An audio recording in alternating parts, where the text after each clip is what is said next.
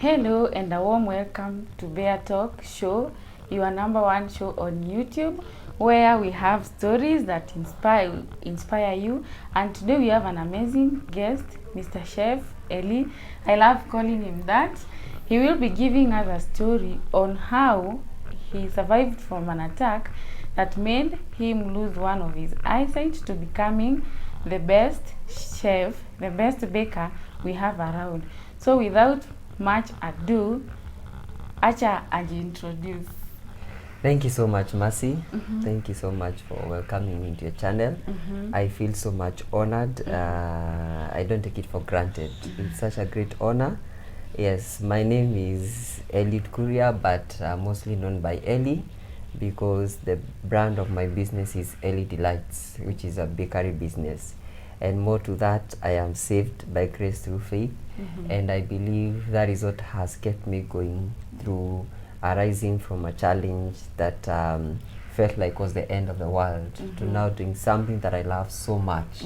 Yes. Okay. Yeah. So kindly take us through the entire story, how it began, Okay. so that we can get to even understand. The story began when I was young. I started developing an eye problem when I was very young. And at some point when I was in around class 2, I started wearing specs. Class 4, I guess, there. Can't remember very well. And it was until after Form 4, whereby the situation of my both eyes had a situation, but my left eye was more delicate. I could barely see with my left eye. So I had to be done what we called a cornea draft, which is just a draft to help your cornea readjust is venye ilikuwa inaona kitambo vizuri. So I have been going to Kikuyu Hospital. Okay. And that's how I've been getting my treatment ever since I was young, under the supervision of a great doctor by the name Dr. Nyaga. He's a blessing. Okay. Yes, so after completing my high school, that's when in 2016 I went for my operation. It was just after my grandmother's burial, and I was able to go. The operation was successful, and I thank God for that. Now, usually with the operation of an eye, they usually place like a semi-permanent lens on your eye that helps you see as the operation gets effective, as the eye continue responding well to the treatment that was given. All right. So, which is now removed after 14 months of the surgery. So the 14th month of the surgery was ending on August 2017. Okay. Yes, so on June 2016, that is when I went for my last appointment. And I was already in ZTech. I joined ZTech after the operation. Around after like 3-4 weeks, I joined ZTech for my college. I studied hospitality. So this same semester was my very last semester. So all through these days, zenye you are using after the first operation now, the time before the 14 months, already you are in college. Yes, I already was in college. Okay. The sight was coming out very well. I was not struggling. You had adapted completely. I've adapted. Even the sight was just becoming perfect. You know, only that, you know, you can't be operated both eyes at once. I know maybe there might be situations that people who have done that, but mostly it's when maybe it's like a blind person that they are trying to revive, you know. But if it's someone like me, they couldn't operate both. It was too risky. So it was one, I heal, and then maybe like after a year, I go for the second one. Okay. So the first one was going on very well. The attachment was going on very well. And on the last appointment in June, we booked the appointment for the minor operation for the removing of the lens on August. In August. Yes, so 1 week after the appointment, I happened to go for a kesha in Kenya Cinema. I believe most people know that there is a kesha that goes on there every that Friday of the month under the leadership of Mr. T, Pastor T. Yes, so I went to the kesha. It was amazing. In the morning when I was going home, usually on other days I used to reside in Roiro. On other days we'll go to my friends after the kesha and go together. But on this specific day I was going to my home place of my parents. So we parted ways. So on the outside Kenya Cinema there's a parking lot. There's a parking lot there. So just after the parking lot is where you unavuka barabara. So nilikuwa nimesimama kando ya kistima, you know, I don't know what to call it in English. Yes, so a street light, yes, street light. Sasa nikiwa nimesimama hapo, mimi niko na watu wanakuja, but towards my side, but I couldn't tell what was the intention, you know. Because it's early morning and it's in town, so people can be just walking. But and mind you, it's not even there's no darkness. It's around 6:30, full broad daylight. And that time of the day, actually, town is busy already. Yes, it's busy already. So there are people passing on the other side of the road. There are people, even those who were maybe wanapitia hapo nyuma hapo kwa hiyo pathway ya Kenya Cinema hapo hivyo. So I couldn't think that anything could happen at that point. So they came, they ganged up on me. They took my bag. I had my bag, my phone, and my wallet. But I remember there were around 5 of them.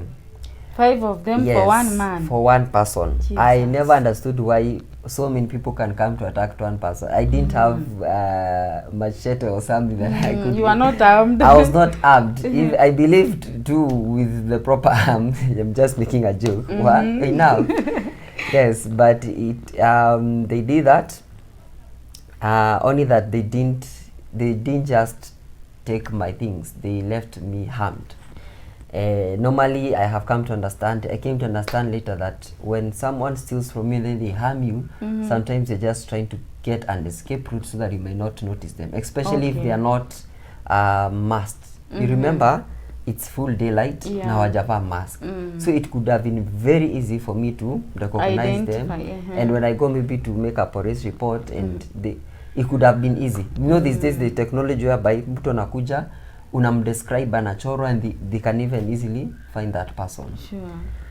But so they knocked me, they harmed me, but on top of harming me in my body, the most painful part was when they harmed my eye. Funny enough, they didn't target the right eye, they didn't even touch it. The very eye that had a problem. The very eye that had a problem and had a lens.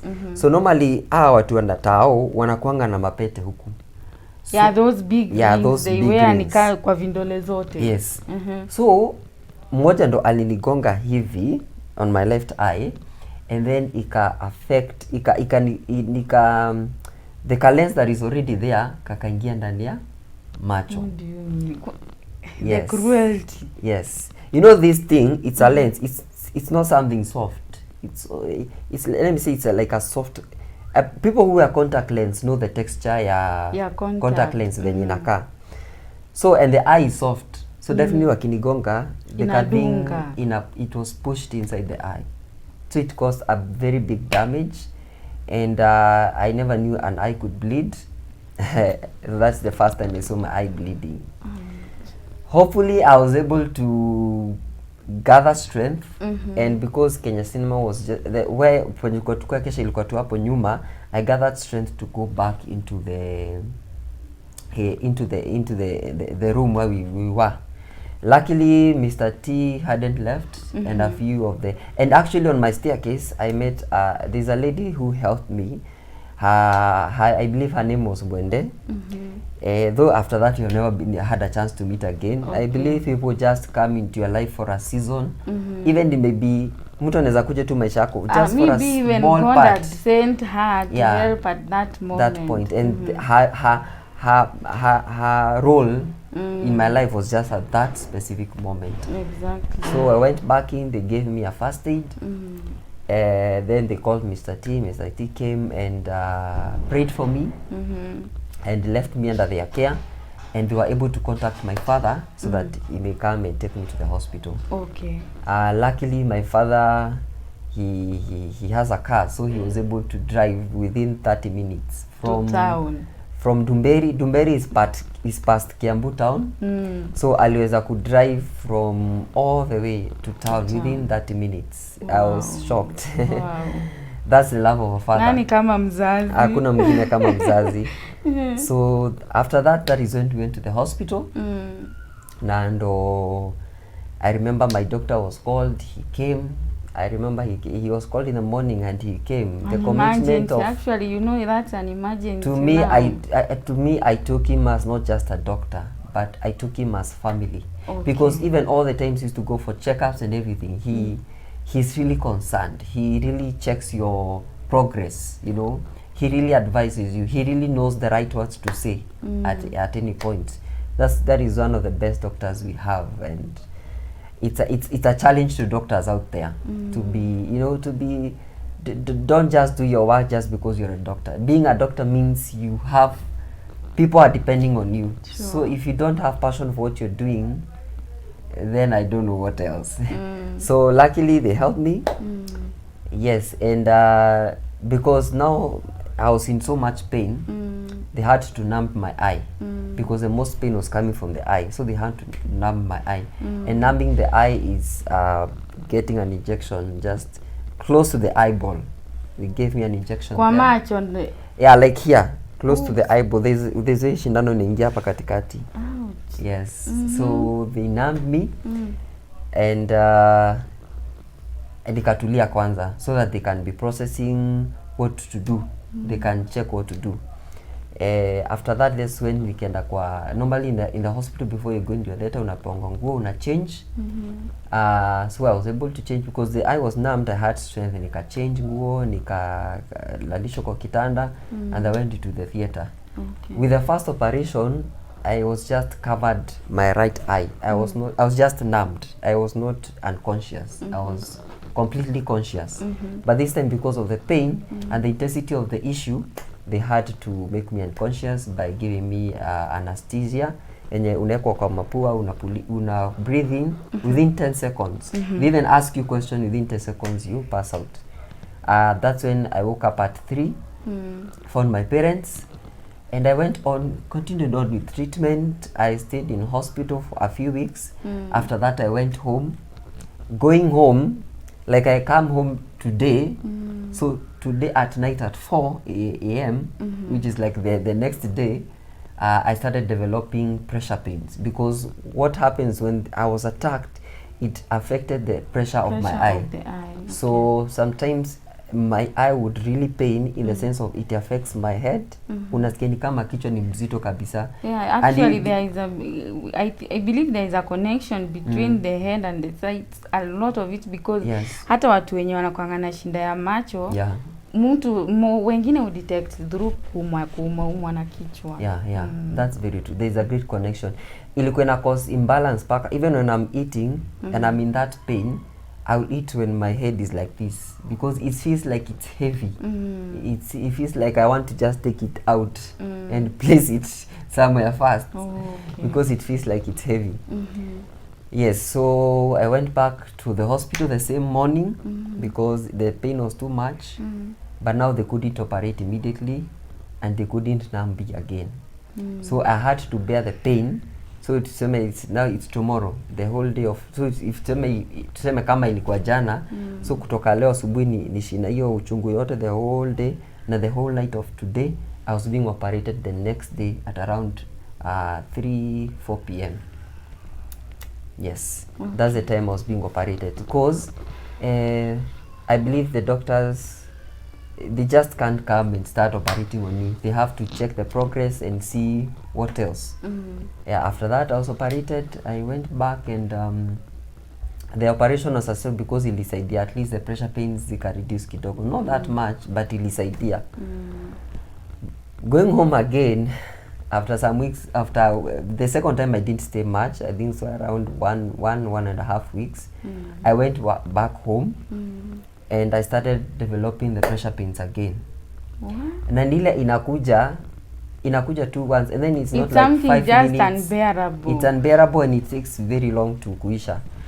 So I couldn't be operated again. So hata nilienda tu hosi wakanirudisha home. They just gave me more medicine.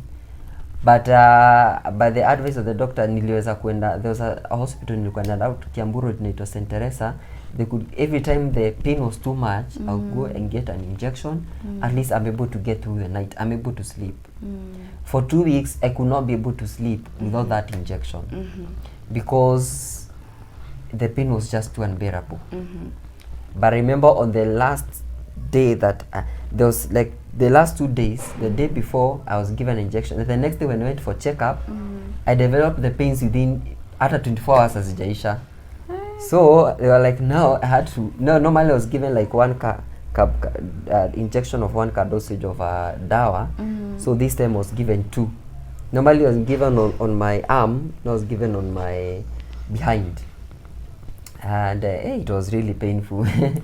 Until that, I believe that's when faith starts working. And I told God, no, this is the very last time I'm coming back here because of an injection.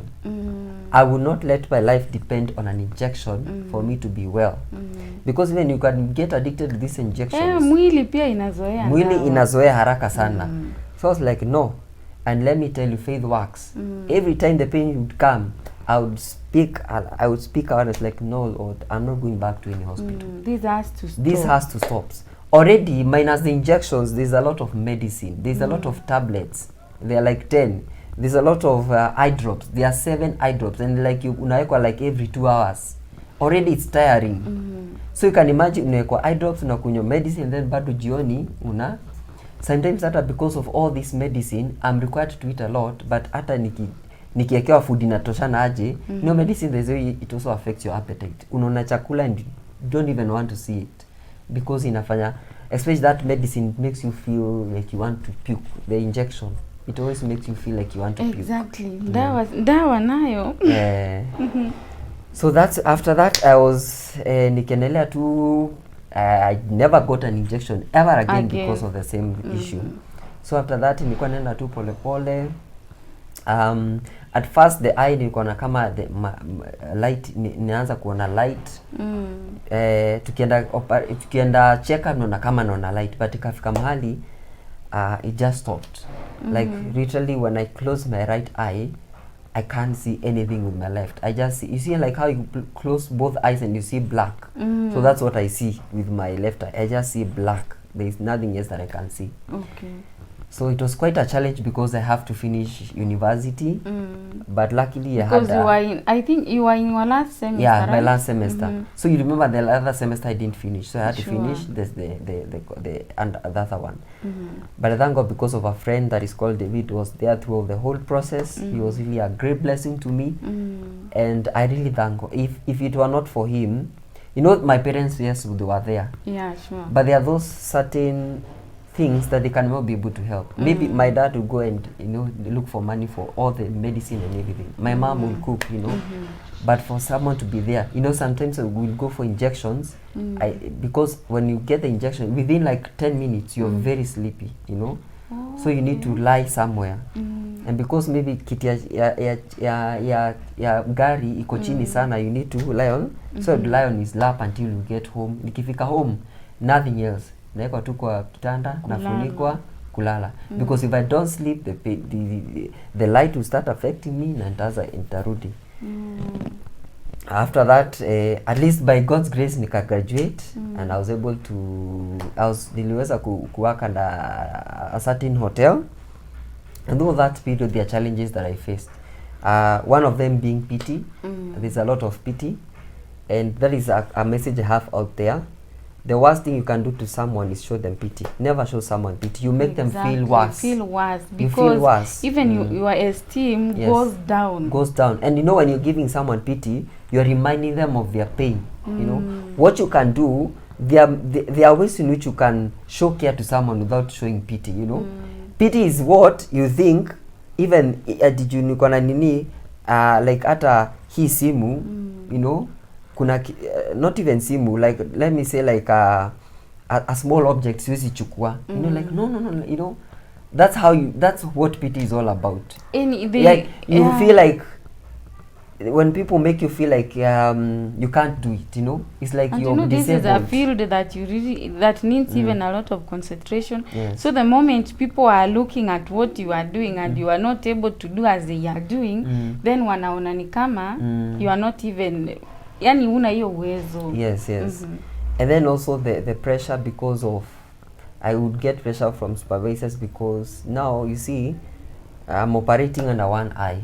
So even the speed, I cannot be able to get up to speed with a normal person, you know. Then another thing was when I was working in the kitchen part, because of all the heat, one thing that makes the pressure comes back is two things: a lot of heat and too much light. If throughout the day I have got in contact with too much light, or I'm in a place there's been too much heat, the pressure rekindles again. So all this made me realize I cannot be able to work there. So I made an option to get back to school and start and continue with my degree. I pursue a degree. Was this because so that you can kill time and observe about the site, ama it was just an option to escape all these? What I knew from when I started diploma, I knew at a point I would want to do degree. But also at some point, it was not like I was not completely sure that I would do a degree. But I would not lie, and I'll be very honest. I can say one of the main reasons because at least it will give me a leeway to see how maybe something will change in the course of me being in school. Because if under that hotel that was the case, so meaning everywhere I would go to seek for a job, it would be the same case. So I can be doing something meaningful, which is do some studies. Yes, and in the course of me doing studies, I discovered there's a day I started now doing recipes of cakes.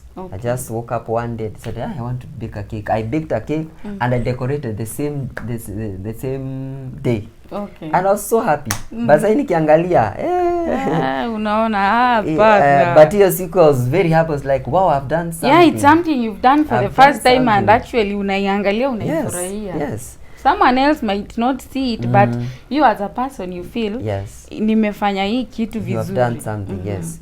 So that's when I continued doing it pole pole. I remember there were some relatives in my family that walikuwa from US, walikuwa home. One of them is my aunt. So on the day of her of her farewell, I made a cake, decorated it just simply, and then they were all happy. Then another aunt of mine saw the work and she was happy and she was willing to help me out. And I remember she requested for at that time she requested for a 3-tier cake. But now what I was using a rice cooker. An electric rice cooker. That is what I was using to bake, because na sasa jiko siwezani juu ya hizi joto na you know I have to avoid ikioto iko na joto. So niko na sasa ubaya rice cooker haiko inakuja ikiwa na crust, ilikuwa inakuja inakaa soft sana hapa juu. Unaona unapika na steam. But bado so nilikuwa tunajaribu. You still tried. Pia unajua uko na passion ya whatever you are doing. Yes. So and then sometimes even you don't know what you love. Sometimes it just comes as a thought, because it just came as a thought, and then I started doing pole pole, naendelea kufanya, and then it's to a point that I'm like, actually what made me realize that this is something I want to do is when my aunt alitikia akaniambia, okay, if you can't do a tier cake, just do 3 separate cakes. And she really loved it, and because of the great work that I was able to do her, she was able, she promised she's going to get me an oven, and she did. Wow. She got me an oven, and that was the most happiest part of my life, you know. Actually. And that's when I knew you feel that there's someone who has recognized your work and even willing to take you to another level. Yeah, to be a blessing. So she was such a great blessing. She actually sent a bit more than what was needed. I was able to get an oven, I was able to get a mixer and a few things here and there. Yeah. So I will still do house practice, pole pole, nafanya practice. I'm still not taking orders, but kuna time nikaanza naanza kutake order moja. Other times natengeneza keki because I want to market myself.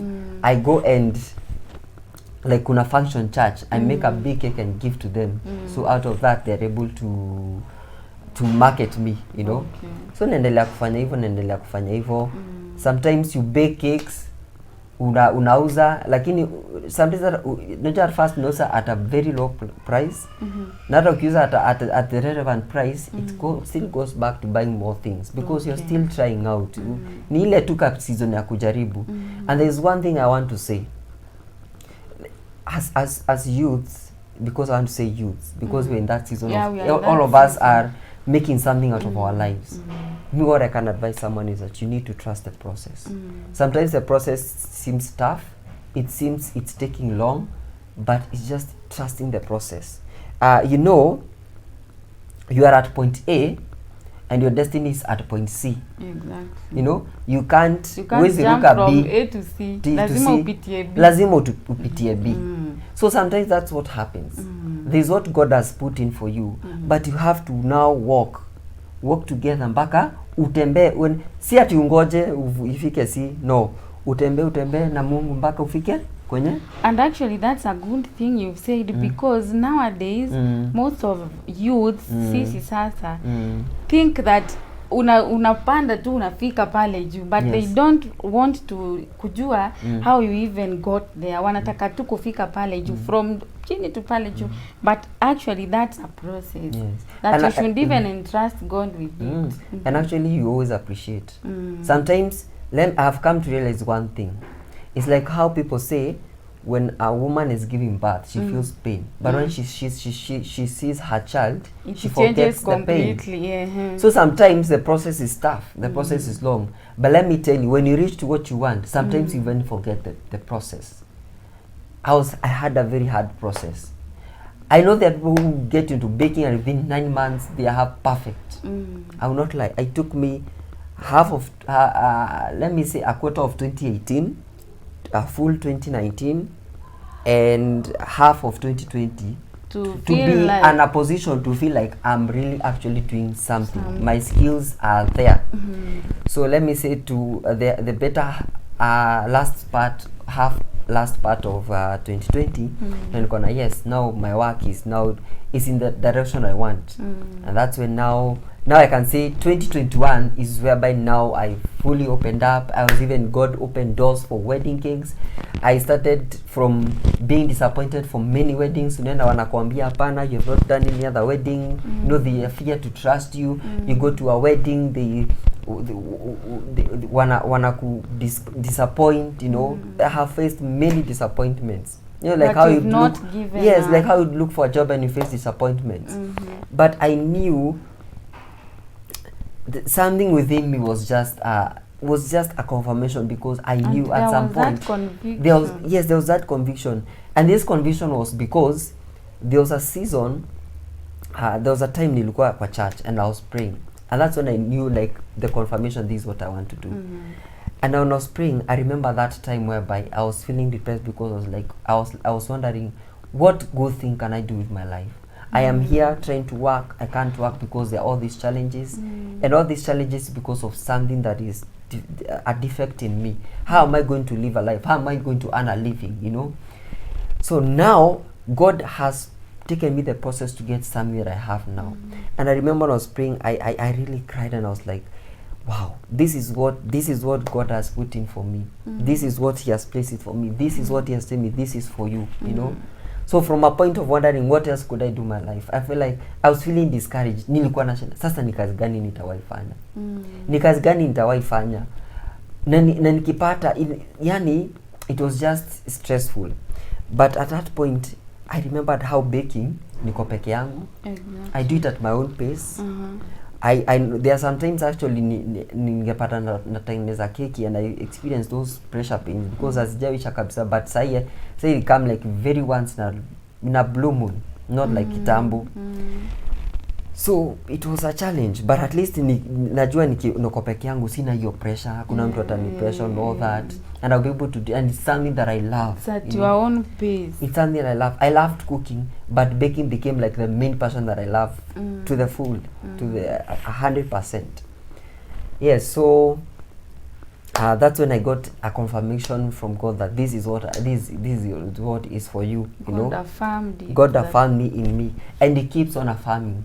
Sometimes you think God affirms something even worse. No, sometimes even it's like a continued affirmation. You know, sometimes you do something and you see the reviews you get, and you see the support you get from friends, and you're like, this can only be God. It is the grace of God at work. And I want to encourage someone out there. We need to rely on the grace of God, and not just the grace of God, because you know sometimes you see the grace of God, but ujui grace of God what it means. The grace of God is about God will not bless you because you have done so much good unto Him, but He will bless you because He loves you. You know, mzazi wako hakuprovideangi juu umemfanyia kazi, anakupea juu umemfanyia kazi, hapana, anakupeanga juu anakupenda. It is the same thing with God. The things that we trust God for, He will not give unto us because. So sometimes let's stop trying too hard to please God. Let's stop trying too hard to earn our blessings. It's just a matter of believing that the things I want, I'm going to see the manifestation of those things. You know, I'm going to see. Sometimes it may take time, but I'm going to see the manifestation of the things that I trust for. It's not about what I can do for God, and that's why I feel like there are very many things happen. Unapata watu mpaka you start doing some fun. There are even churches they make you do like unakwambia sijui tutoa sacrifice, and you are like, no. If you need to take anything to God, do as a love offering, but don't try to earn your way into the things the desires you are trusting God for. Blessings. Yes, God is love, and He will do it. And I'm saying this out of experience, you know. At some point I got so many disappointments of wedding cakes. But let me tell you, when they started coming, I started with one last year. Yesterday, today is, so this previous weekend, I was able to do my 6th one.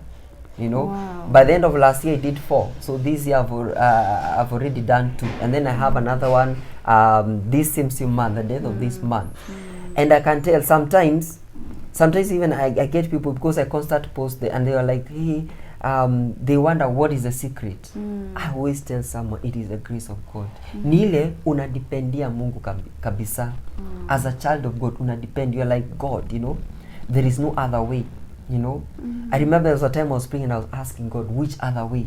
I don't know any other way. Please lead me into the right way. So it's just an encouragement that whatever may have happened to you in your past is not reason for it's not a hindrance to God's blessings in your life. It's not a hindrance. It doesn't define. Yes, it what doesn't. You are becoming. Yes, it doesn't define your future. You know, at some point you'll be discouraged. At some point I was discouraged. I was going through pain. You know, and let me tell you, sometimes physical pain is easy to heal from, but the emotional pain of what you're going through is the most hardest part.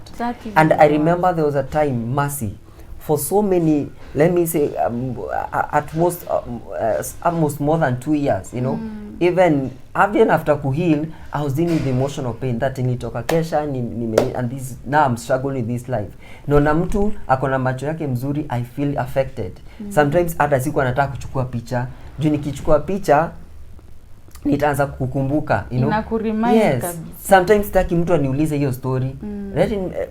The reason why I'm talking about it is because I've let me also healed, but I've been nimefika a point of healing, you know, that I can it's openly actually good because you can't even talk about it. Yes. But there was a point mtu angeniuliza swali siku anataka kujibu. Mercy, you know me, I'm a smiling person. Hey, jovial, the most jovial person. I'm always jovial. But let me tell you, there was a season where I could not smile. I was just, the emotional pain was just too much. And I would, every time I would pray and I would kind of go and I would tell God, heal my heart, you know. I wanted Him to heal my heart so that niache kusikia uchungu sana. Because uchungu wa ndani inaweza prevent from, you know, from seeing God's blessings, inaweza prevent from going ahead, you know. And I thank God. And I say, and what I'd say is, people say that time heals all wounds. No, it doesn't. It doesn't. What happens is that times enables you to adapt to your pain. It helps you adapt so that, you know, when you adapt to something, it's no longer a challenge. So time does not heal your wounds. Don't go telling someone that. No. What, out of experience I know, what time does, inafanyaga you realize and you accept, it helps you accept the reality of your present situation. So I believe that's what happened. So I'm just encouraging someone out there, you know, just trust in God. Me, I know there is no other thing that I can do. I love baking so much. Sometimes like one thing, every time I'm decorating a cake, I'm just naked to worship, and I'm just doing it, I'm just enjoying it. I'm just smiling, I am singing, I'm enjoying it. Nikienda like in a wedding, I do the setup. Sometimes I take many pictures. Kuna wedding nilienda ya kwanza nikachukua many pictures. I was like, what are you doing? Like, hawezi elewa the joy in my heart. Pia, yes. Seeing this inakufanya you feel really, wacha tuseme satisfaction tu fulani inakuja along with actually you feel so blessed. Sometimes naingia online, or like nimefanyia a certain client their wedding or even the event, and they come appreciating. Do you know the feeling of? It's the feeling of I can do something good in my life. There's no greater satisfaction like kujua kuna kitu inafanya mzuri maishani mwangu. So the satisfaction ya client anakuja na say I love the work. Una post and people are like, wow, you do this, you know. Beautiful. Sometimes let me tell you, I've gone to committees and they have undermined me. They are like, they see a young man. I remember there was a certain committee, the groom asked me, wewe kijana mdogo, wewe ndo unatengeneza? Aliniuliza hivyo. After harusi, adaenda alikuwa ananiambia sasa tutakuwa tukitafutia kazi. Wow. Because they just see a young man. Because even sometimes we are undermined, you know. Maybe at top of seeing me young, anaona hey, huyu, because sometimes maybe when I'm using my phone I may be so close to it, so anaona ni kama siwezi, you know na. But me, let me tell you, Mercy. Sometimes I don't even remember that it's only my right eye that sees. I only remember even like nataka kufanya hivi nafunga ya right kuona tu kama kuna kitu ina happen. But sometimes hata sikumbuki. Sometimes I'm living my life, I'm doing my work. Ukiona hiyo kazi yote, you go to my Instagram and Facebook. Huwezi sema ni mtu I go through that, because I don't like my past pain to affect what I'm doing. Exactly. Because what I'm doing is far much greater. It's far much of a blessing than what I've gone through. That is so encouraging. And now all this time, after this, the operation and everything, is there a way that maybe there wasn't a way they could even recommend specs or something? Ama uwezi vaa miwani? It's just because you know an eye sees macho inaonanga kama masikio. So even if I get specs, it will be the same struggle, simply because there's still that one eye that is. So sometimes even like when I, you know, like when with your eye you can tell, you can look sideways. For me, I have to turn my whole head. And then I wore specs more than 10 years. I reached to a point I was like, nilitoa specs ndo niende operation ikuwe better, and then nirudi hapo. I remember actually tukiona my doctor, I was like, I just felt no. I just told my doctor I'm okay. I don't want to go back there. I believe there is something more than just being you know, and then by specs they make you dependent on them. Yeah, so dependent, huwezi kaa bila kuzitumia. Sasa siku anataka kurudi hiyo maisha ya kushina. So unajua the good thing is I'm my own boss, you know. So no one will come and tell me so I just do my work slowly, you know, confidently, and I would not feel affected. So in terms of that, I feel content at this point, and I know when the time is right, everything, because not to say that I don't have the desire of it coming back to realize and coming back to light one day.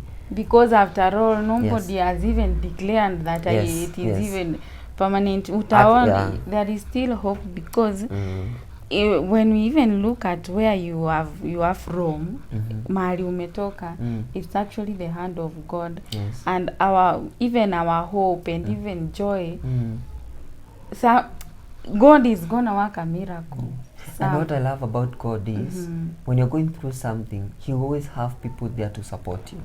I can see that my greatest support system in that period was my parents, my dad and mom, and David. And through that period, they were my biggest support system. Yani, people that make you feel like they are there. Remember even David ndo alinisaidia mpaka tukafanya project, you know, tukasaidia as in naandika na yeye ananitaipia, you know, we go because actually that was even the closest time after the entire ordeal, and you even graduated, and you didn't even expect that you will graduate that year. And actually in the institution, graduations are done once. Yes. So the moment you fail on by the end of 1 year, you are like, you will stay for another year waiting for graduation. Let me tell you, Mercy, when you understand the love of God, you know, when you love someone, you can do anything. You can go out of the world to make that someone happy. That is the love of God. Yeah. He can break protocols for you. It's just a matter of believing. Me, I can say all those blessings, like being graduating within the same year, the incidents and all that, I can say it's just the love of God and the grace of God at work. Wow. And that's an encouragement to everyone out there, you know. It's not the end of the world. It's not. God loves you so much. And it may seem like it's tough at the time. It's so tough. I will not say that it's never tough. It's tough, but God always got you, and God will always make sure that there is someone just somewhere there. Sometimes maybe uwezi realize kuna mtu, Mungu anafanyanga tu kuna mtu tu mahali that you are not alone. And did you as Elly Delights, do you work alone, ama you have a team that works with you? Most times I work alone, but when I have niko na kazi in bulk, I always get help. Like for example, like during the day of the wedding, I always get help, and also my sister, she helps me sometimes. So yes, but most times I work alone. But I know in the near future, because I've had, let me tell you, Mercy, I've had so many people come to my inbox. You know, they want me to employ them, but I'm like, within me, I feel like, you know, like when you look, you know, like when the grace of God has been so sufficient in your life, so hata wewe you want to be graceful. So utaki kuandika mtu kazi and then uanze kumlipa something that is not worthwhile, you know. So you're looking forward to a good, you know, but I know being a good and a satisfying employer. Yeah, being a good and satisfying employer. That someone, you know when someone is under you, they have a family, they have needs, you know. So I've always had a passion in me knowing that at ile time naandika mtu, mimi sitaki ati mtu no. You don't want to make them feel used. Yes, Nataka ukwe satisfied na wakwe satisfied. Because they are working, you know, they have families to take care of. So, but I know there are people who I have encountered, even though that I've encountered, or like even some people that they really insist on that. And when I have a function, I call them and like, you know, I show them one, two, and they are just appreciating. You know, sometimes they are like, no, I just want the experience, you know, and whatever you give them, they appreciate, you know. But I believe is that the grace of God is very sufficient, and is moving me to a space whereby I'll be able to be graceful to others. The same way God has been graceful to me, I'll be able to be graceful to others, you know. I provide job opportunities for them, and also that they may also make their skills. Tunasemanga baking industry is too big is too big. Very wide. It's very wide. Right now, many occasions are happening. So many occasions. Every day there is someone and having a birthday. And people are embracing, like, kama kuna sherehe, kuna cake. Yes. There are many, squeeze hata kuna baby showers, bridal showers, graduation. There are very many. And even meetups, like, yes. You are getting, mkona ka get together. Yes. Like, mume organize, even if it's 5 people, unapata people order for cake. Yes. Even unasikia like, your wife, you as a husband, you want to surprise your wife. So these days there are very many reasons of eating cake. Yeah. So that means the industry is very big for all of us. People are embracing. People are embracing. Okay. So even employing, even if I want to be like in a position at nikiemploy mtu na feel like anataka hata yeye anze something, you know, out of what they have been able to learn, then that's what grace is about. This is so that great. Is what grace is about. Grace is, you know, it's good to give what we have received. You know, when I've received grace, I also give out grace. I cannot receive grace and then I give out something opposite of it. I start being a bad employer or something. So yeah, I'm really trusting God. God is taking me to a God position. is taking you far, Elly, because where you've come from, si place fupi tuseme hivyo. And I know right now, unajua wanasemanga nini, there is this pastor, he always says that there is no difference between 11:59 to 12 midnight. We mwenyewe ukiketi chini hiyo masaa uangalia hakuna hata tofauti ya giza. But those are two different days. Yes. So I believe and God is working chini ya maji. Yes. That's how Pastor T always says. Yes, yes. Chini ya maji God is working. God Lakini is sisi sometimes we have faith in him but we don't have faith in his timing. So I believe you are even the growth that has been there is going to be even bigger with you having a very big bakery, because your work actually is really good. Yes. Your work being good, najua unasonga mbali.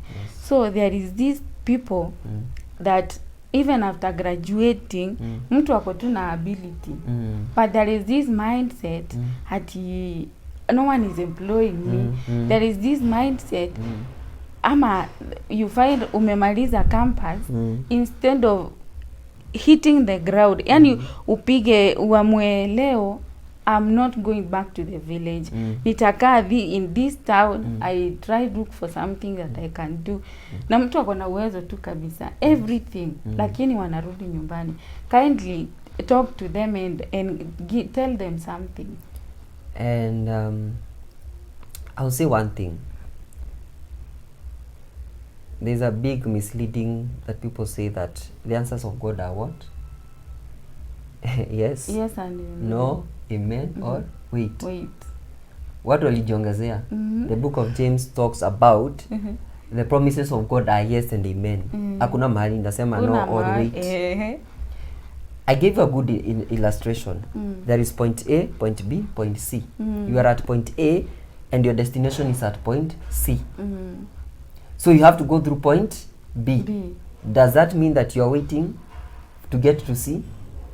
You can't just wait, you have to work. You're not waiting, right? So you're walking with God step by step to point C.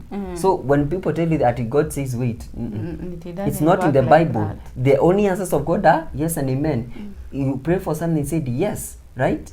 So now what he does, now mnatembea polepole mpaka mfike hapo. And then because the greatest thing I believe that is change is when you believe. We are saved by grace through faith. I know when people talk about belief, it's a hard point. But belief is like holding on to hope, holding on to hope and not not letting go, not giving up, and trusting the process, because believing is trusting the process and is holding on to hope. That skill you have, speak life into it. Exactly. Me, I speak life into my work. I remember there are times when I was starting, I even still do it right now. When I went to deliver a cake, I spoke life into it. You know how to say? I bless this cake. Every person that is going to eat from this cake is blessed. This cake is blessed. You have declared, you have planted a seed of a blessing into your work. And that's why I kept on now work coming back. Speak life into your skill. Sometimes, yes, sometimes you're given skills and you're like, no, speak life. In the tongue lies life. With that skill, you speak, I declare mine is going to be successful. We are the children of God, meaning when we are speaking, we are utilizing our rights, to the things we desire. If this is my skill, believe in it and speak life into it. Because sometimes we kill our dreams and our need because of what we say. Sometimes we voice our discouragements, we voice our fears. And the devil does not know your thoughts. So when you speak too much, he's going to use that against you. Exactly. So it's a matter of speaking life into what you're doing, trusting the process about it, knowing that there's nothing that comes from point A to point Z. This point A, B, C, D, E, F, G, and every point you appreciate it. Like right now, I can't say I'm really where I would want to be. I'm still in the process of it. But I still appreciate, because one thing with Nafanyanga, we don't appreciate every small step. You're waiting for a big win to appreciate, to be thankful. You know, when you are thankful, inakupatianga motisha ya kuendelea. But you know, when you're waiting for a big win, kama niyo skill imeanza, maybe umpata client moja, be happy. Let that be your joy, because that is your strength to continue. You don't have to wait for a big win. Every small win that you celebrate is your encouragement for the next. Ni kama nguvu ya kukuendeleza. And that's why many people give up, because you don't appreciate yourself. You're being too hard on yourself. Unaona kama nothing is happening. You're being too hard on yourself. You know?